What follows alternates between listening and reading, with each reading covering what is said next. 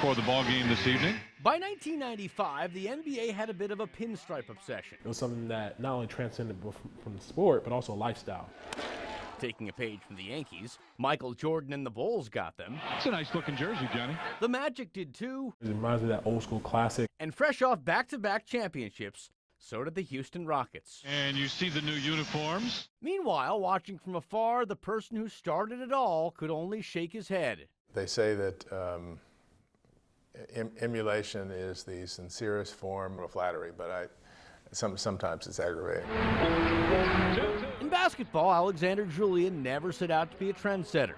By the mid-1980s, the Chapel Hill native was an accomplished fashion designer, building an empire based on the principles set forth by his mom and dad, dubbed by the New York Times as the grandparents of preppy.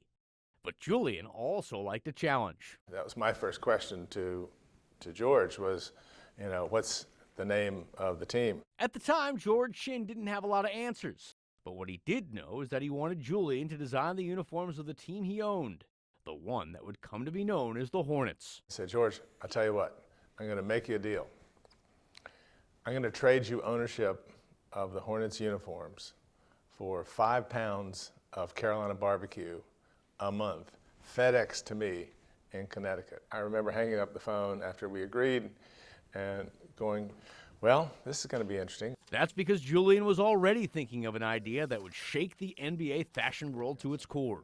What essentially a basketball jersey is a knit shirt. And the knit shirts that I was famous for were vertical striped knits. So ultimately, it was pulled pork for pinstripes. But there was more. The shorts were the first pleated basketball shorts in history. And did we mention the color? Everything in Charlotte became teal. There's still a lot of teal there now. Good evening, everybody. On the court, there was a lot to be desired. Left hands it up and in. But as far as uniforms go, Charlotte had a winner. It gave you everything you could ask for. Pretty good scene.